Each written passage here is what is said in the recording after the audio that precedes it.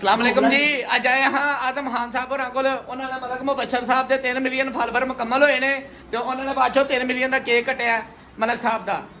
ਜੀ ਸ਼ਰਾ ਜੀ।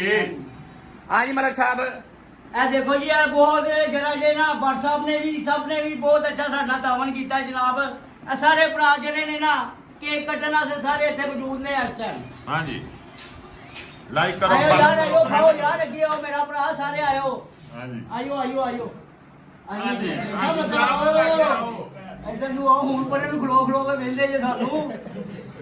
ਹਾਂ ਜੀ, ਇੱਧਰ ਧਿਆਨ ਕਰ ਯਾਰ, ਇੱਧਰ ਗੁੱਛਾਂ ਲਪੇੜੋ ਸਾਰਿਆਂ ਦੀ ਬਸ ਯਾਰ। ਓ ਯਾਰ ਮਲਕ ਆਪ ਹੀ ਤਾਂ ਖਾ ਲੈ ਯਾਰ, ਭੁੱਖੀ ਯਾਰ ਮੈਂ ਨਹੀਂ ਨਹੀਂ ਖਾਣਾ ਯਾਰ, ਮੈਂ ਤੇਰੇ ਨਾਲ ਹੀ ਖਾਣਾ ਹੀ। ਯਾਰ ਤੇਰੇ ਹਰਾ ਗਿਆ ਦੀ। ਉਹ ਲਹਰੋਂ ਆਇਆ, ਉਹ ਖਾਂਦਾ ਰਹਿੰਦਾ ਵੇ।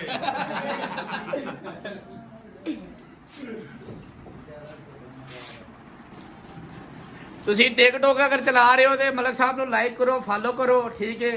ਤੇ ਇਹ ਆਪਣੇ ਬੜੇ ਪਿਆਰ ਵਾਲੇ ਨੇ ਸਾਡੇ, ਠੀਕ ਹੈ। ਮੈਂ ਵੀ ਹੁਣ ਇੱਧਰ ਹੈ ਜੀ ਸ਼ਰਾ ਐ ਜੀ। ਐ ਮਲਕ ਖੋਲੀ ਲਪੇਟ ਰਹੀ ਹੈ। ਜੀਓ ਜਿਹੜਾ ਗਦਾਰੇ ਕਰਕੇ ਆਇਆ ਆਵਾਜ਼ ਯਾਰ ਤੇਰੇ ਦਮ ਦੀ ਕੀ ਸ਼ੇਰਾ ਜੀ।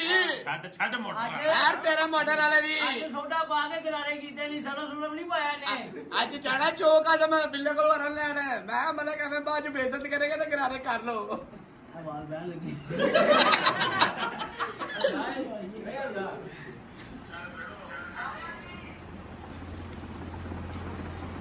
ਕਿੱਧਰ ਗਿਆ ਅਜਾਨ ਸਾਹਿਬ? ਪਾਓ ਫੇਰ ਇੱਥੇ ਦਿਓ ਉਸਤਾਦ।